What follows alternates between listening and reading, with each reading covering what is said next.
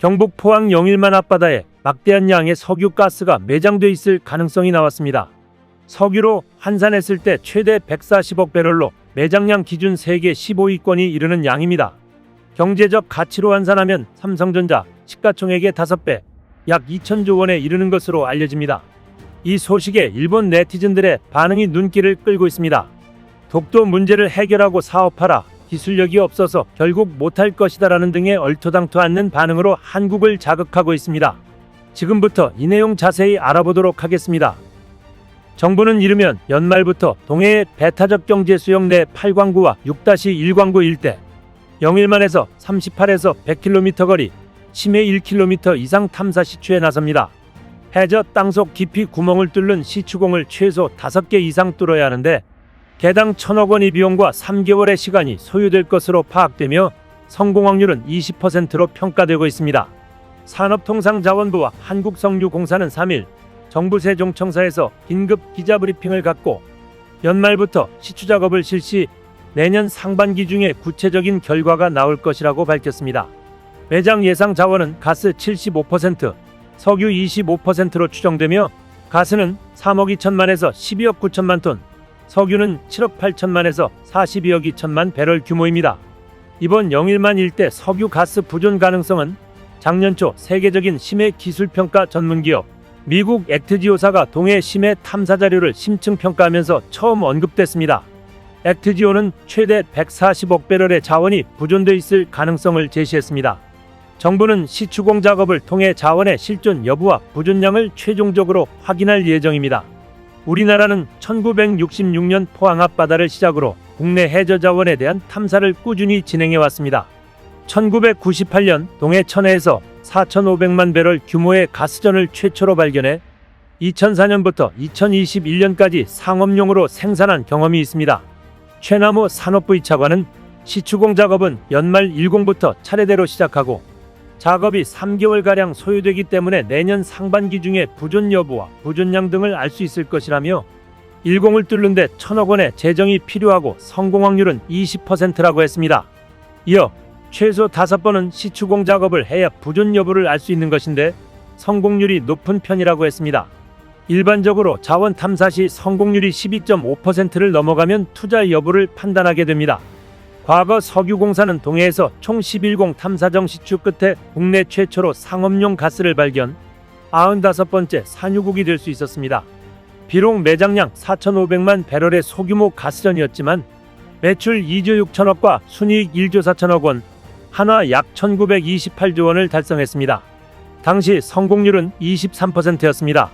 김동섭 석유공사 사장은 현재는 물리탐사 자료를 취득해 전산 처리하고 자료를 해석한 상태이며 이를 세계 최고 수준의 심해 기술평가 전문기업인 액트지오사가 평가했다고 했습니다.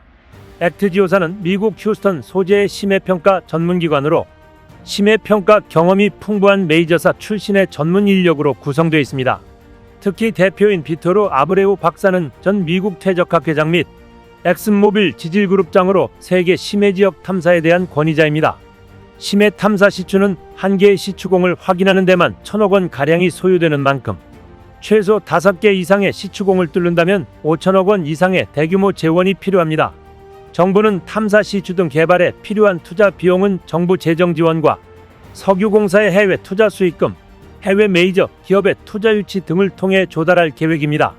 내년 상반기 실제 매장량을 확인하고 2027년쯤 공사를 시작하면 2035년께에야 상업용으로 개발을 시작할 수 있을 전망입니다. 이에 일본 언론에서도 긴급 소식으로 다루며 많은 관심을 보였습니다. 요미우리, 산케이, 아사히 등 대부분의 일본 언론이 한국 동쪽 해안의 석유 가스 매장 가능성, 윤 대통령 탐사 굴착 표명이라는 내용의 기사를 속보로 전했습니다. 이에 달린 댓글을 보면 해저 석유 가스전의 가능성은 해양국이라면 비용 면에서 비교할 수 없는 것이 현재 일본은 해외에서 석유 가스전에 투자했지만 모두 중지된 상태란 것을 잊어선 안 돼. 한국 영해 아니라면 굴착해도 좋다. 다케시마 근해의 일본 영해 내로의 굴착은 영해 침범이 되니 영해 침입은 멈춰야 한다. 석유 가스전이 있다고 해서 범위가 다케시마에 이르는 경우 마음대로 시굴은 허용되지 않는다. 일본 정부에서 확실히 대응해줘야 한다. 지지율 대책일 것이다.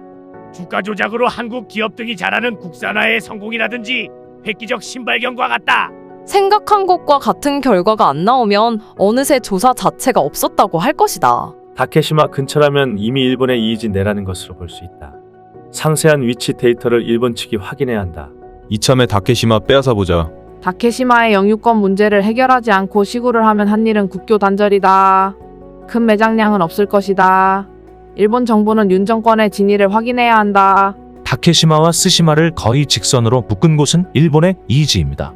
이 사진으로부터 분명히 일본의 이이지의 절반이 블루의 원이 들어가 있습니다. 이이지 확인하고 진행해라.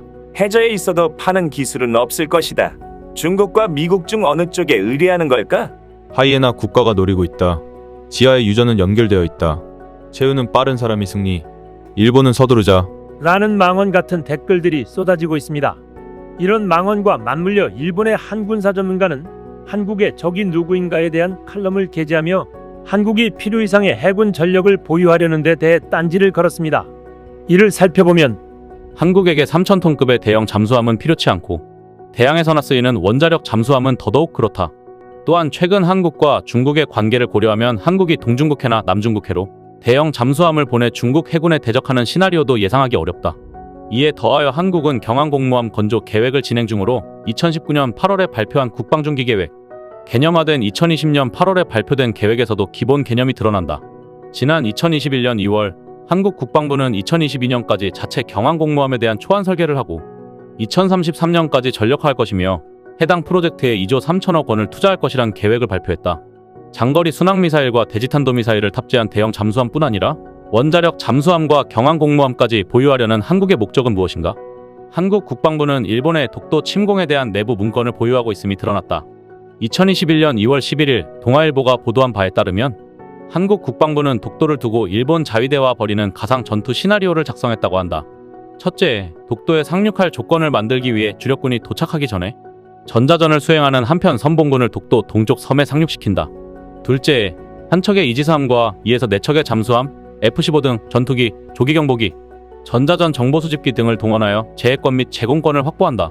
셋째, 오스미급 상륙함들과 치누크 헬리콥터, 호버크라프트를 동원해 2개의 소대를 독도 동도에 상륙시킨다. 한편 한국은 이에 대응해 F-15K 등 전투기들을 파견하고 세종대왕급 이지스함과 현무 미사일을 총동원해 독도를 방어할 것이라 밝혔으며 한국 국방부는 해당 시나리오가 민간 자위대 무기 연구자인 사토시 미타카가 2012년 12월에 일본 잡지에 기고한 가상 독도 탈환작전을 참조했다고 밝혔다. 그러나 미타카는 이것이 실현 불가능하다고도 했는데 미국의 동맹국들인 한일 양국이 군사적으로 충돌할 경우 국제사회에 미치는 영향은 어마어마할 것이기 때문이다. 자신은 미국이 미래의 다케시마 문제에서 일본 편에 설 것이라는 점을 지적하고 싶다는 뜻을 밝히면서 군사적 충돌은 불가하고 다케시마 문제에 대해 차분히 대응할 것을 주문했다. 개인의 취미로 인해 제작된 한국의 가상 시나리오 때문에 사람들에게 지나친 위기의식을 심어주거나 필요 이상으로 군비 경쟁에 몰두할 필요는 없으며 이는 사회를 긴장시킬 뿐 아니라 미국에 대한 의심도 키우는 것이다. 북한의 장거리 순항미사일과 탄도미사일 발사 시험은 한국의 진정한 적이 누구인가를 깨닫게 하는 계기가 되었다. 한국은 자신들의 키를 일본과 미국 쪽으로 돌릴까? 북한과 중국 쪽으로 돌릴까? 한국과 일본의 최대 국익은 동북아에서 북한, 중국과의 평화와 힘의 균형을 유지하는 것임을 알아야 한다. 라며 글을 맺고 있습니다. 제국주의로 회귀를 꿈꾸는 일본이 한국의 해양대국에 대해 저런 말을 한다는 게 우스울 뿐입니다. 독도가 아직도 자국 땅이라며 국민들을 세뇌시킨 폐해가 나타나는 모양새입니다. 독도 갖고 싶으면 한판 붙자. 그런데 대마도는 내놓을 준비해야 할 것이다. 이상 시온TV였습니다.